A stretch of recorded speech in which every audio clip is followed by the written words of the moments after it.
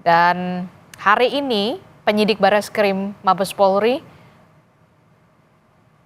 memanggil atau mengundang klarifikasi dari Presiden ke-7 Republik Indonesia Joko Widodo terkait dengan dugaan kasus tudingan ijazah palsu dan lebih lengkapnya terkait dengan bagaimana proses penyelidikannya sampai saat ini kita akan tanyakan kepada Komjen Purnawirawan Susno Duaji, Kepala Badan Reserse Kriminal Polri 2008 hingga 2009. Pak Susno, selamat pagi. Pak Susno.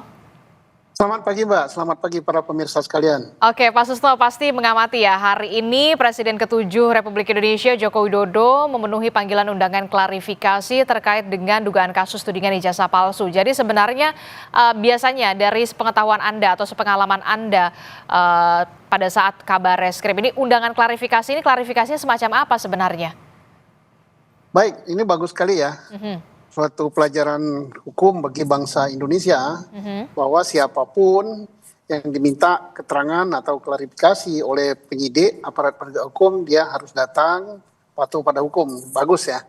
Kemudian klarifikasi itu untuk mencocokkan informasi-informasi yang sudah diterima dan ini belum sampai pada tahap penyidikan atau pembuatan BAP sebagai saksi. Ya. Jadi belum pro justisia, jadi baru keterangan-keterangan mengklarifikasi misalnya apakah ini betul ijazah Bapak, apakah betul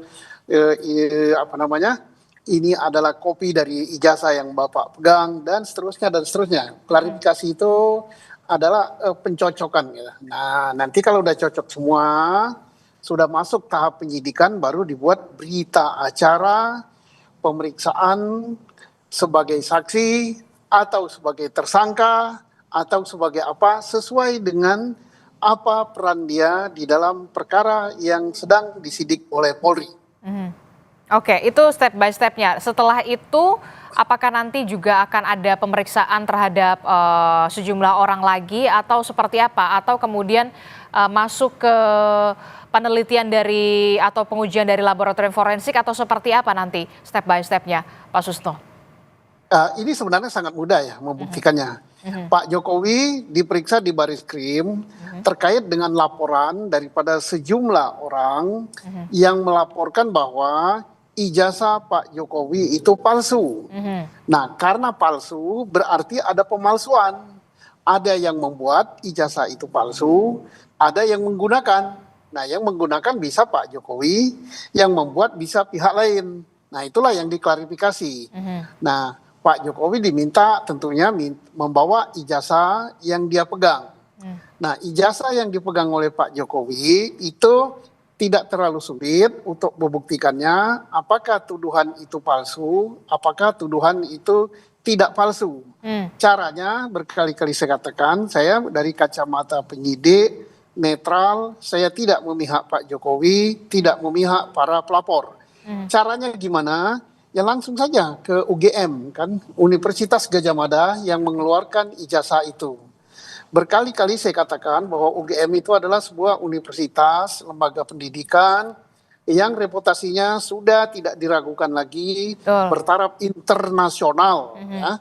Jadi tinggal dicek, rektoratnya ada, kemudian dekannya ada, dosen-dosen yang mengajar pada tahun 80-an sampai 85 masih ada yang hidup.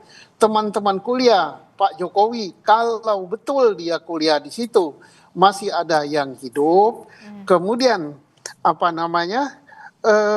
bagian administrasinya masih ada yang hidup. Jadi yang disidik oleh Polri, yang harus dibuktikan oleh Polri ada dua. Satu, proses penerbitan ijazah itu benar apa tidak, artinya Pak Jokowi kuliah betul apa tidak, tamat apa tidak, itu proses.